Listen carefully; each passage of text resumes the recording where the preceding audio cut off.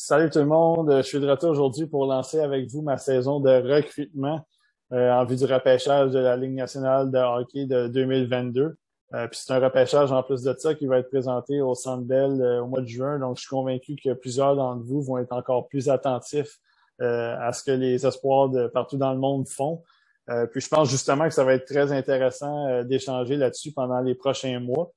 Parce que ça s'annonce être un très bon repêchage, une très bonne première ronde. Même les rondes suivantes, il y a beaucoup de profondeur. Donc, c'est un petit peu différent de ce qu'on a vu lors des deux dernières saisons. Puis moi, de mon côté, j'ai décidé de vous présenter un top 10 des gars que je vais surveiller cette année. Évidemment, il y a plusieurs joueurs qui font pas partie de la liste que je vais surveiller aussi, soyez pas inquiets. Il fallait que je réduise ça à 10, puis j'ai décidé de mettre ces joueurs-là en ordre alphabétique, donc soyez pas inquiets. Si les noms sortent, c'est pas un classement. Mais je tiens quand même à dire que les 10 gars font partie de ma première ronde en ce moment. Puis je pense qu'ils vont sortir en première ronde aussi à la fin de l'année. Donc, ça va être très intéressant de voir l'évolution aussi de leur classement. Puis pour ceux qui ne le savent pas, je suis maintenant un collaborateur du TSLH Espoir. Donc, avec les boys, on va essayer de vous présenter nos top 32, nos observations, nos évaluations. Ça va être tant à l'écrit, à l'audio. Moi, de mon côté, je vais essayer de faire de la vidéo aussi, présenter mes observations des différents tournois, des joueurs qui vont prendre part à ces tournois-là. Je vais essayer même aussi de cibler des matchs pour vous présenter peut-être ce que j'aime de certains joueurs en temps réel, si on veut. Donc, je pense que ça va être très intéressant. Puis je tiens toujours à dire que moi, je suis pas recruteur, je prétends pas l'être. C'est vraiment mes opinions, puis vous avez le droit d'avoir des opinions différentes. Donc, ça va être très plaisant. Puis j'espère que vous allez avoir du plaisir à regarder ça. Puis je vous dis à la prochaine. Je commence la vidéo avec l'attaquant américain Logan Cooley. Cooley, c'est un gars que j'avais bien aimé dans mes visionnements avec le programme des moins de 17 ans et puis des moins de 18 ans la saison passée. Je trouve qu'il a tous les atouts pour être le meilleur attaquant two-way du repêchage. C'est pas un genre de Matthew Beniers, mais on s'en approche quand même pas mal. Son patin est excellent, il a de très bonnes mains. Il est capable d'attaquer les défenseurs de plusieurs façons. Quand on parle d'un bon two-way, c'est parce qu'on parle de hockey IQ élevé. C'est assurément le cas dans le cas de Cooley. Il est bon en couverture pour reconnaître les situations en défensive. Ce que je vais surveiller le plus attentivement de sa passe cette année, c'est sa finition offensive. C'est pas que c'est un mauvais joueur à l'attaque, je pense qu'il est capable de produire, de créer des choses, mais je veux le voir marquer des buts de plusieurs façons, des façons un peu plus différentes, parce que je sais déjà que c'est un bon fabricant de jeu, donc ça va être intéressant de le voir cette année dans le programme, puis j'espère qu'il va faire partie des meilleurs pointeurs de l'équipe et du programme. Je poursuis avec un autre Américain, l'attaquant Maddox Fleming. Maddox Fleming, c'est un gars que moi je surveille depuis déjà 2 ans. Il jouait avec Shattuck St. Mary's ou McKinnon ou Crosby. Même Jonathan Toews, ils ont joué là. Donc, quand il y a des gars qui sortent de là, j'aime les surveiller. Puis je pensais à l'époque qu'il aurait pu chauffer certains gars, même cette année, pour le premier rang. Mais son étoile a un peu pâli, ça a diminué un peu au fil des années. Puis l'an dernier, c'est ça, il s'est blessé. Puis je pense que ça a ralenti un peu son développement. Puis ça a peut-être contribué au fait qu'il diminue un peu dans les classements puis dans les observations de certaines personnes. Fleming, c'est un gars qui possède un très bon lancer des poignets. Mais ce que j'aime le plus de lui, de mon côté, c'est sa capacité à alimenter ses coéquipiers puis à faciliter le travail des autres en zone adverse. C'est un gars qui est très créatif, il voit bien les options qui s'offrent à lui. Il me donne un peu une vibe de Sacha Pastujov qu'on a vu l'an dernier, qui a été repêché aussi il y a quelques semaines. Puis c'est pas nécessairement le même profil, mais c'est un gars qui me donne un peu ces vibes-là dans le sens son contrôle de rondelle, sa façon de tirer, de passer. Mais je vais vraiment essayer de surveiller aussi son patin cette saison parce que je crois que c'est quelque chose qui peut améliorer puis qui va peut-être l'aider justement à grimper dans les échelons s'il améliore ça de son côté. Le troisième joueur sur la liste, c'est Connor Geekie du Ice de Winnipeg. Et puis, c'est sans surprise, c'est un de mes favoris du repêchage pour l'instant. Geki, c'est un colosse de 6 pieds 4 pouces, il pèse 205 livres, puis il a juste 17 ans, donc on sait qu'il va ajouter un peu de viande en plus de ça sur cette shape-là qui est déjà impressionnante. C'est pas un gars, par exemple, qui est méchant sur la glace, mais avec son gabarit, il est efficace partout sur la patinoire et surtout le long des bandes puis devant le filet. Je pense qu'il est vraiment capable de déranger les adversaires, puis d'aller chercher des rondelles près du filet puis de marquer des buts de ce côté-là. Je pense pas que c'est un gars qui va jouer un style papier sablé, un peu comme Brady Tkachuk, par exemple. Mais je pense qu'il va avoir un bon mélange d'implication physique puis de finesse. Je trouve ses habiletés avec la rondelle surprenantes là, quand même pour son âge puis sa taille. Puis il a une très bonne vision du jeu. Moi, je la trouve sous-estimée. C'est quelque chose peut-être que certaines personnes parlent un peu moins. Mais très bon pour alimenter ses coéquipiers, faire de bonnes passes. C'est un bon fabricant de jeu dans l'ensemble. J'ai hâte de voir avec la maturité qu'il va prendre cette année s'il va être un petit peu plus à l'aise dans son corps. Puis il va peut-être être capable de développer un petit peu plus son patin là, avec ça. Je poursuis avec Tristan Luneau, le défenseur des Olympiques de Gatineau. Puis ceux qui me connaissent, ils savent que j'aime beaucoup Luneau. Puis je crois que c'est le meilleur défenseur du repêchage de 2022 en ce moment. De ce que j'ai vu de lui l'année dernière, ça m'a vraiment impressionné pour son âge. Puis l'entraîneur-chef Louis Robitaille a fait énormément confiance l'an dernier. C'était sa saison recrue. Mais ça m'en dit toujours long sur les aptitudes d'un jeune. Puis ils sont sérieux sur la glace parce que les entraîneurs-chefs, ils donnent pas du temps de jeu. C'est pas des cadeaux. Là. Tu dois mériter quand même ton temps de jeu, même si tu es un choix, un premier choix au total comme lui, il l'a été. Puis la raison pourquoi j'ai Luno en haut de la liste chez les défenseurs en ce moment, c'est que je le trouve tout simplement très complet. Moi, je l'ai vu très impliqué en attaque, en avantage numérique, il était capable de transporter la rondelle, mais je l'ai vu aussi très stable en défensive, en désavantage numérique. Il a même été utilisé en prolongation à 3 contre 3, donc tu le vois qu'il a été utilisé vraiment à toutes les sauces. Puis moi, je trouve qu'il prend plusieurs des petites décisions dans sa zone qui servent souvent à la cause de son équipe, juste pour éviter les dangers ou sortir la rondelle du territoire. Je le trouve très calme, alerte, en confiance avec la rondelle, tant en attaque qu'en défensive. Puis c'est ça, ça m'impressionne beaucoup pour son âge. Puis j'ai hâte de voir ça cette année avec les Olympiques. Je le vois prendre une petite coche supplémentaire cette année, si on veut. Puis je vais vraiment surveiller parce qu'il y a eu une blessure cette année qui a dû traiter cet été. Puis j'ai hâte de voir si ça va peut-être le ralentir un peu en début de semaine, s'il est complètement guéri, puis s'il est capable de bien lancer sa saison avec les Olympiques. Je poursuis avec l'attaquant américain Rutger McGroarty. C'est un autre attaquant américain, puis le programme cette année, je le trouve très bon. Ça va peut-être un peu chauffer 2019 avec les choix de première ronde de ce côté-là. Puis c'est un attaquant qui mérite l'attention de ce repêchage-là parce qu'il y a un bel éventail d'habiletés, selon moi. Puis même s'il avait 16 ans, l'année dernière, au début de la saison l'année dernière, McGroarty a disputé des matchs avec le programme des moins de 18 ans. Puis il a joué contre des équipes de la USHL. Puis je l'ai trouvé quand même à sa place. Je trouvais qu'il était capable de jouer avec ces gars-là, qui étaient assez complets quand même, prenait pas trop de risques. Donc, c'était intéressant de le voir à 16 ans. Puis, c'est ça qui m'intéresse beaucoup dans son cas, c'est sa capacité à déjouer les joueurs adverses, même harceler les défenseurs pour causer des revirements. Je pense pas que c'est un gars two-way, un peu comme Cooley, mais je pense qu'il a un très bon tir des poignets. Il a déjà un bon gabarit quand même pour son âge, même très bon gabarit. Donc, je trouve que ça fait un joueur qui est un petit peu plus dangereux offensivement que Cooley. Évidemment, il n'y a pas l'intelligence puis le sens du jeu défensif de Cooley, mais je pense que s'il améliore son patin, puis tu sais, je l'ai quand même vu réussir à se séparer un peu de ses couvreurs pendant la saison dernière, mais je pense que s'il améliore ça, ça pourrait l'aider à être encore plus efficace en repli, en défensive. Puis c'est ce que ça va prendre aussi dans la Ligue nationale de hockey, ça va prendre un petit peu plus de patin, un peu plus de vitesse, d'accélération. Donc c'est ça qui va être intéressant à surveiller cette année. Puis j'aimerais le voir un petit peu plus impliqué dans sa zone. Mais tant qu'il produise, tant qu'il réussisse à donner des ennuis à l'équipe adverse, je veux pas être trop sévère quand même là-dessus sur l'aspect défensif.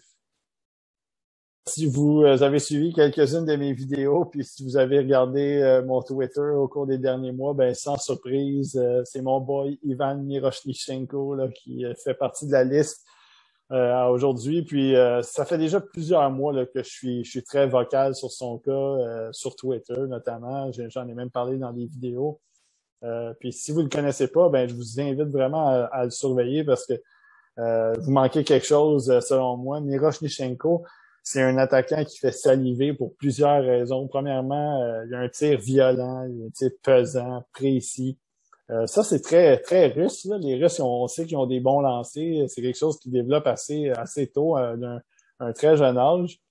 Mais il est aussi capable de créer des choses grâce à son bâton, son gabarit. Il fait déjà 6 pieds 1, 185 livres. Je trouve qu'il travaille fort le long des bandes, près du filet. Donc, c'est un gars qui est quand même relativement complet, dans le sens qu'il est capable de faire plusieurs choses sur la glace, même si c'est pas nécessairement un futur gagnant du Selke. Miroshnichenko, c'est un gars qui peut mettre la table pour ses coéquipiers, puis ça, j'aime bien ça parce que avec son tir dévastateur, des fois, tu as l'impression que certains joueurs, certains défenseurs, les gardiens vont tricher peut-être un peu de son côté. Donc, ça permet d'ouvrir le jeu pour ses coéquipiers, puis il est pas égoïste, il est capable de mettre la rondelle sur la palette de ses coéquipiers, puis ça, c'est intéressant. Donc, pour moi, l'important dans son cas, c'est vraiment qu'il compétitionne, qu'il continue à être impliqué, qu'il soit une menace constante sur la patinoire près du filet. Puis c'est ce que j'ai hâte de voir cette année. Pour le moment, il joue dans la VHL, qui est un peu la ligue américaine de la KHL. Puis je vais surveiller son utilisation parce que je pense qu'il aurait été peut-être un petit peu mieux servi là, dans la USHL avec Muskegon. Je poursuis avec le défenseur Simon Nemec, qui est un défenseur slovaque. Bon, vous m'excuserez de la prononciation, on n'est jamais trop sûr lorsqu'il est question de joueurs européens. Mais il y a beaucoup de choses qu'on peut aimer là, dans le cas de Nemec. C'est un gars qui a une qualité là, offensive très élevée. J'avais beaucoup aimé son jeu au championnat mondial junior, puis j'avais été agréablement surpris de voir la confiance que l'entraîneur avait en lui pendant le tournoi. Ça m'avait quand même impressionné, puis ça m'avait frappé parce que c'était pas un gars qui était très vieux. Je pense qu'il avait encore 16 ans, il s'en allait avoir 17 ans, puis on lui a fait vraiment confiance. Puis c'est pas peu le dire aussi parce qu'il a représenté la Slovaquie au championnat mondial de hockey. Donc pour un jeune de 17 ans, oui, c'est sûr, c'est pas le Canada, mais ça reste quand même un tournoi avec des hommes. Puis quand tu t'en vas jouer avec la Slovaquie, ben c'est quand même pas une équipe qui est si mauvaise que ça. On est loin du Japon, là. C'est un défenseur qui possède un excellent lancer. Il est capable de transporter la rondelle. Je pense qu'il a une bonne vitesse. Il est bon pour relancer le jeu avec son patin, avec ses passes. Il fait de bonnes passes en plus de ça, vives, précises. Donc, moi, j'aime ce que je vois de son côté. À la ligne bleue aussi, il est capable d'être un bon corps arrière pour protéger la rondelle puis un peu diriger l'avantage numérique. Le problème que j'ai avec lui, c'est que je le trouve un peu trop risqué dans sa zone. Qui tente des jeux un petit peu à bas pourcentage, mais bon, c'est normal aussi. C'est un défenseur de 17 ans qui joue avec des hommes, donc il y a quand même cet apprentissage-là à avoir de ce côté-là. Mais je pense qu'il y a des choses qu'il va devoir apprendre, qui vont faire partie évidemment de son développement. Mais ça reste que c'est un gars qui a un bon gabarit, qui peut faire le travail devant le filet, tasser les gars, capable d'aller chercher la rondelle le long des bandes, protéger le 10 pour la sortir. Des fois, quand il y a un peu de pression, bon, il précipite ses jeux, mais j'espère vraiment qu'il va être capable de trouver un bon équilibre entre son jeu offensif puis son jeu défensif. On poursuit avec un autre Slovaque, c'est l'attaquant assez imposant, Juraj Slafkovský. Puis Slafkovský m'a vraiment fait écarquiller les yeux au championnat mondial junior par son talent, mais aussi son implication. On l'a vu jouer contre des équipes assez talentueuses, puis il était capable de créer des choses. J'aimais ça. Et même s'il n'a pas obtenu le point, je l'ai trouvé menaçant, je l'ai trouvé très créatif. Je trouvais qu'il bourdonnait près du filet. Donc, c'est toujours ce que tu veux voir quand tu as un gars de ce gabarit-là, pas un gars qui joue en périphérie, qui va dans le trafic, qui va où est-ce qu'il peut marquer des buts. Puis je pense qu'il va être capable de déranger les adversaires de plusieurs façons. Un peu comme Geeky, je trouve pas que Slavkovski, c'est un joueur qui est méchant sur la glace, mais c'est pas un joueur qui s'en laisse imposer pour autant, là. Il est capable de protéger la rondelle, capable de couper au filet, d'attaquer justement l'enclave. Puis c'est un gars qui alimente très bien ses coéquipiers, donc ça devient pas uniquement un gars qui va juste s'installer devant le filet, bloquer faire dévier des tirs, sauter sur des rebonds, un peu voiler la vue des gardiens. Il est capable de faire d'autres choses. Je trouve qu'il a une belle touche de marqueur, un bon lancer.